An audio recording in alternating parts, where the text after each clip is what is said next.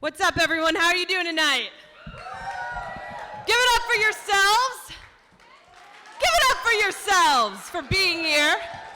Give it up for Jenna Ben Shersher. I'm honored to be here. Thank you so much. So I am going to share a live work of art for you, but there's also a handwritten artist version in the back as part of the auction.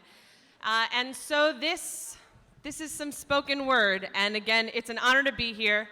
And this is called What's in a Name, and it's for Patrick in 5 parts. 1, Patrick says, if you cut your hand, it heals. It becomes past tense. You don't have to deal with it again, he says. For this, he says, this is a process. This is a language of creation and engagement in conversation. This is the body at work, at listen, at feel. This is the body as it journeys through heal. This is the body through aches and pains. This is the body as it lives to maintain. So if this is the body, what's in the name? 2, for 14 years, Patrick has been a firefighter and paramedic for the city of Chicago.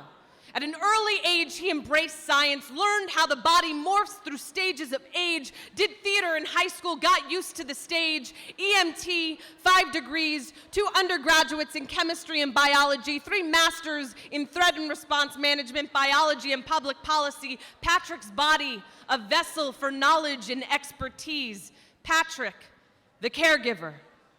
Patrick, he who resolves incidents for others. Patrick, tear in shoulder. Patrick gets surgery. Patrick, already healing. Patrick, studying for MCATs. Patrick, lump on waistline. Patrick, 36 years old. Patrick, 30 masses found throughout abdomen. Patrick, shovel between science and everyone else's degrees. Patrick, back in surgery. Name. The feeling of lymph nodes sifted out for samples. Name. The feeling of physician pulling skim away from tissue. Name. The feeling of PET scan glowing like a Christmas tree. Name. The feeling of the primary mass spiral wrapped around iliac artery. Name. Feeling life on hold. Already recovering from surgery. What's in the name of a diagnosis sifting through the airwaves, a jumbled abyss, a cacophonous blast in the middle of a desert sand, morphing into the sweltered heat of a noonday sun? What's in the name that doesn't fit your skin like a sweater, too woolen, too ashen, too tight, ripping pores like a cackle of thunder, always so far in the distance, always happening somewhere else, never close enough to course through you? What's in the name of a CAT scan that must belong to someone else? Even when the oncology clinic is a beacon of equality, names masked by jargon of that which does not discriminate.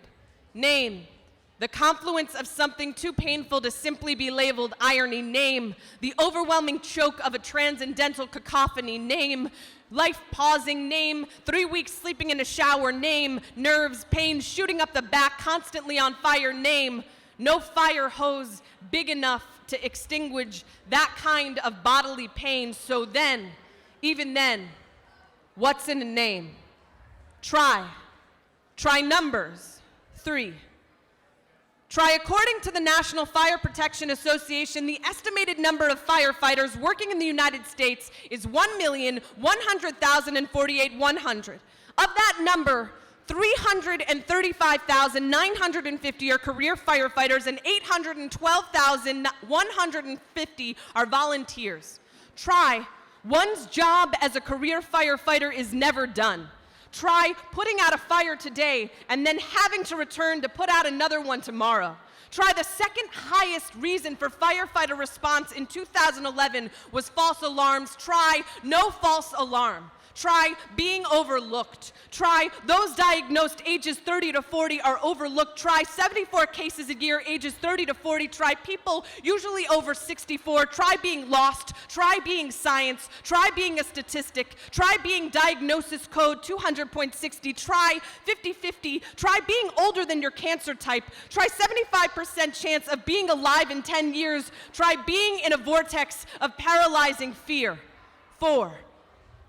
Patrick says, there is no skill set for this. There is no training for this, says there is no book about this, says here's how you'd respond to hazardous materials, says CPR, says rappel off a ledge, says what's the name for a body forced to the edge? For years of saving others' lives and becoming the patient instead. For the aftershock of a torso torn up by cancer cells, what's the name for a body that may not be permanently healed? 5. Patrick doesn't name himself survivor, prefers the term fighter. He, the man whose daily soliloquy is an ongoing joust with fire. He, Patrick, says this isn't over. He, Patrick, names himself a fighter. Fighter, through the outpouring from blue-collar steel mill hometown teachers, through fire department coworkers offering support, through friends long disappeared, re-emerging from the woodwork.